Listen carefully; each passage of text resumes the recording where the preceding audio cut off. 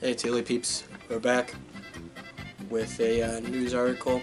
Recently, the Bosnian-Serb General Ratko Mladic was sentenced to life imprisonment for war crimes and genocide during the Bosnian War for Independence in 1992 to 1995. I had an article here from BBC.com to help explain it a little bit. Okay. Ratko Mladic was the army general who became known as the Butcher of Bosnia, who waged a brutal campaign during the Bosnian War and was jailed for life for directing his troops in the worst atrocities in post-war Europe. More than 20 years after he was first indicted by an International War Crimes Tribunal, and a year after the closing arguments in his case, Mladic appeared in court at The Hague on Wednesday to hear the verdict against him. In typical style, he railed against the judge and insulted the court and was removed. In his absence, he was convicted of genocide and crimes against humanity. Seeming ever present on the front lines and respected by his soldiers as a man of courage, Mladic oversaw an army of 180,000 men during the Bosnian War of the 1990s. In 1992, Bosnian Muslims, Bosniaks, and Croats voted for independence in a referendum boycotted by Serbs. The country descended into war, Bosniaks and Croats on one side and Bosnian Serbs on the other. Along with the Bosnian Serb political leader Radovan Karadzic, Mladic came to symbolize a Serb campaign of ethnic cleansing that left tens of thousands dead and hundreds of thousands displaced. The worst and most enduring crimes pinned on the former army chief and his men were on the relenting 3-year siege of Sarajevo that claimed more than 10,000 lives, and the massacre at Srebrenica, where more than 7,000 Bosniak men and boys were slaughtered and dumped in mass graves. When the conflict came to an end in 1995, facing indictment for war crimes went on the run. With considerable help, he evaded capture for 16 years until May 2011, when police descended on an unassuming yellow brick house in the village of Lazarevo, north of Belgrade. Clad in black clothes and black masks, officers surrounded the house inside. Europe's most wanted man, older in appearance than his 69 years and thinner than bull-like general of his war days, was preparing to go for the walk in the garden.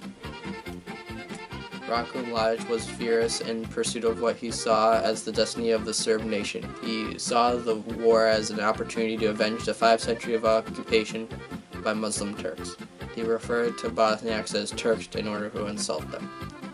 There may have also been an emotional root to his ruthlessness. In 1995, a year before the massacre of Srebrenica, his much-loved daughter Anna, a medical student, shot herself with a pistol, an act that, according to people close to him, hardened his character.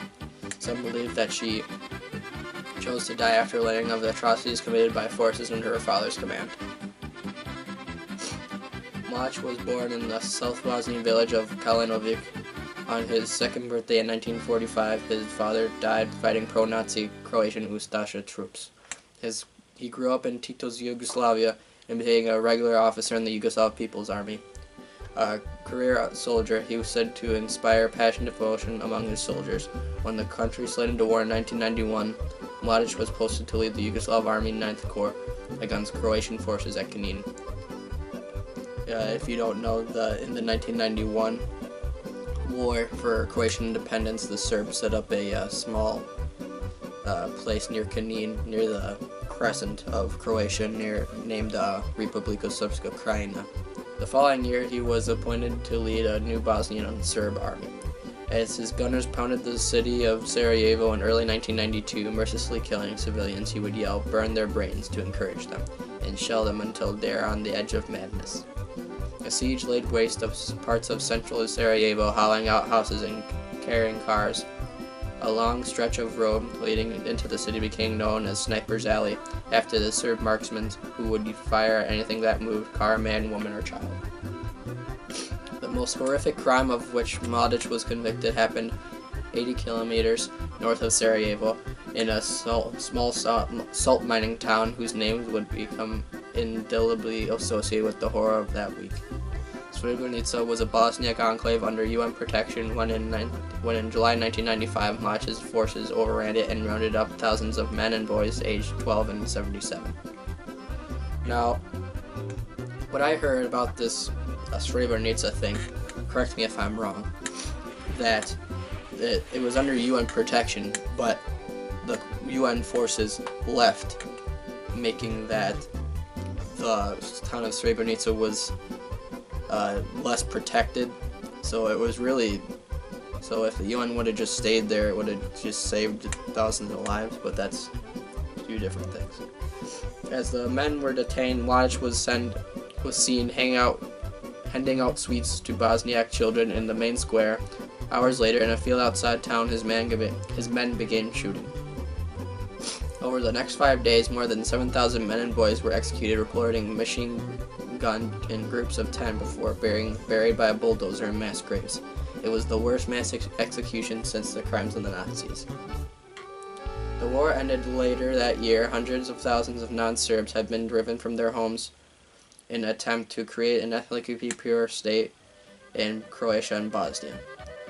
See, what they don't mention here is that 700,000 Serbs were also evacuated from Croatia, Bosnia, and Kosovo. Doesn't mention that. And I've heard that after this war, a lot of the refugees were Serbs. In late 1995, a UN War Crimes Tribunal indicted Mladic on 2 counts of genocide for the Sarajevo siege and the Srebrenica massacre.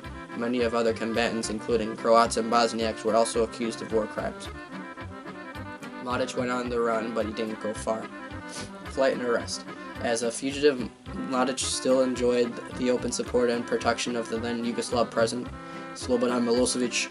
He returned to Belgrade, where he went untroubled to busy restaurants, football matches, and horse races, escorted by bodyguards. But Milosevic's fall from power in 2000 and the subsequent arrest put Mladic at risk. He spent the next decade moving through hideouts in Serbia, relying on a diminishing band of helpers. In 2004, his former aides began surrendering to the War Crimes Tribunal as Serbia came under intense international pressure to cooperate.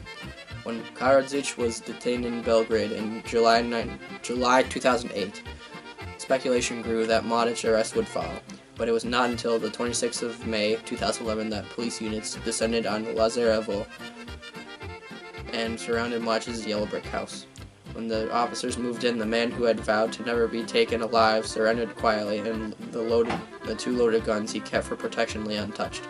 He was 69 and had already suffered a stroke, partially paralyzing his right arm. "I could have killed 10 of you if I wanted, but I didn't want to," he purportedly told the officer. "You're just young men doing your job."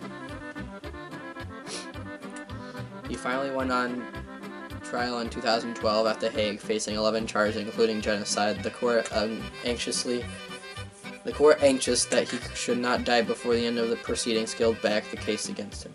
He was poor in health and had difficulty moving, apparently due to a series of strokes. "I'm very old. Every day I'm more infirm and weaker," he told the court.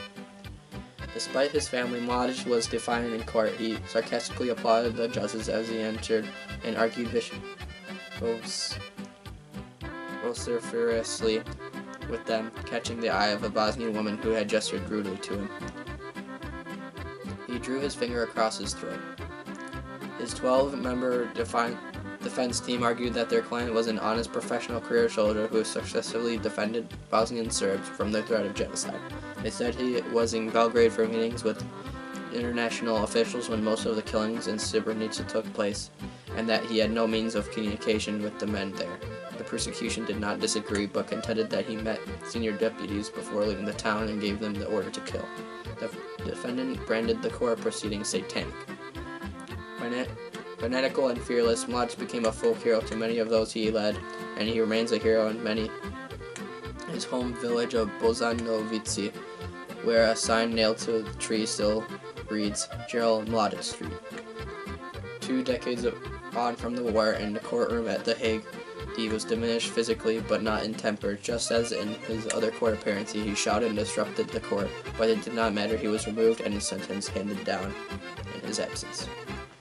So, Mladic, as you can see, was sentenced to war crimes and genocide for life imprisonment. To get a brief gauge on like his sentence, the president of Republika Srpska at the time, Radovan Karadzic, I think he was mentioned a couple times in this article, was sentenced to 40 years in prison. I think it's about right, life imprisonment for Ratko Mladic for the